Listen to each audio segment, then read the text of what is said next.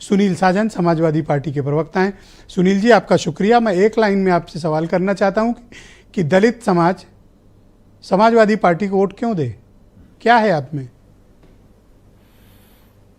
ब्रजेश जी, मैं आपका धन्यवाद देता हूं कि आप उत्तर प्रदेश के दलित समाज पर बात कर रहे हैं।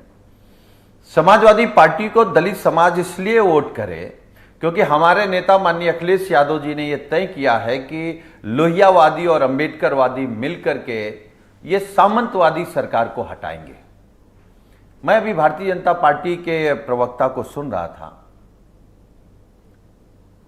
आपने कहा कि एक कोई भर्ती बता दीजिए, एक कोई नौकरी दे दी हो तो बता दीजिए, कोई रोजगार दे दिया हो तो बता दीजिए। आप इनसे गलत सवाल पूछ रहे थे। आप इनसे अगर पूछते कि बताइए उत्तर प्रदेश में दलितों की कितनी जमीनें कब्जा हो गई, दलितों पर एफआईआर फर्जी कितने लिखे जा रहे हैं, दलितों को मंदिर में आप क्यों नहीं जाने देते, दलितों का नौजवान अपनी शादी में घोड़ी पर क्यों नहीं चढ़ सकता है, तब ये जवाब देते क्योंकि हम इनसे घृणा करते हैं, इसलिए हम इनकी तरक्की और इनकी खुशहाली नहीं देखना चाहते हैं।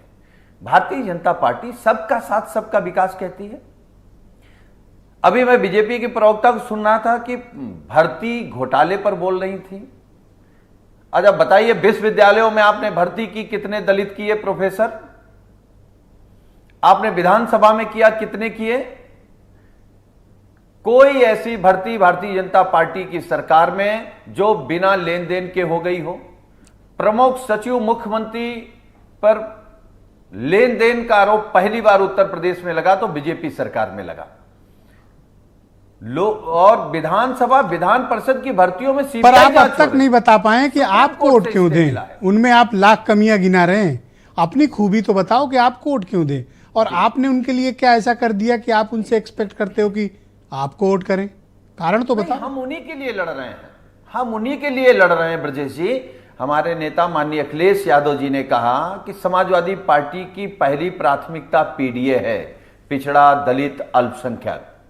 हम संविधान बचाने की लड़ाई लड़ रहे हैं। दलित समाज जिसकी सबसे ज्यादा आस्था संविधान पर है, भारतीय जनता पार्टी के लोग उसी संविधान को खत्म करना चाहते हैं, उसी संविधान की धज्जियां उड़ाते हैं, उसी संविधान में जो हक अधिकार आरक्षण दिया गया है उन्हीं को छीन रहे हैं। तो अगर हम उनकी आवाज हैं, हम उनकी लड़ाई लड़ रहे हैं, हम उनकी शैक्षिक, आर्थिक, राजनीतिक और धार्मिक बराबरी की अगर लड़ाई लड़ रहे हैं, आवाज बनने का दम भर रहे हैं, लेकिन आप इस बात की गारंटी कौन लेगा कि अगर आपके हाथ में वो कंट्रोल देते हैं तो दलित समाज का हित सुरक्षित रहेगा? आप एक कारण मुझे बताइए कि इस कारण उनका हित आपके साथ सुरक्षित रहेगा। बिल्कुल रहेगा। जब हमने कहा कि अंबेडकरवादी और लोहियावादी एक साथ मिल करके सामंतवादी सरकार हटाएंगे, तो हम में उनमें फर्क कहां है? हमारी लड़ाई एक है, हमारी विचारधारा एक है, हमारी समस्याएं एक हैं, हमारा दुश्मन एक है, हमारा लक्ष्य एक है, तो भटकाव कहां है? तो आप दलितों को अपनी बराबरी पर लाना चाहते हैं या फिर चाहते हैं कि वो आपके पीछे खड़े हो जाएं? पूरे का पूरा पीडीए समाजवादी पार्टी के साथ। आप अपने पीछे चाहते हैं दलित समाज या फिर बराबरी पर चाहते हैं? नहीं, हम तो बराबरी पे चाहते हैं और जरूरत पड़ेगी तो उनको आगे करेंगे, हम पीछे रहेंगे। वो 4 बार खुद नेतृत्व संभाल चुके हैं, उनके आपके बख्शीश की जरूरत नहीं है।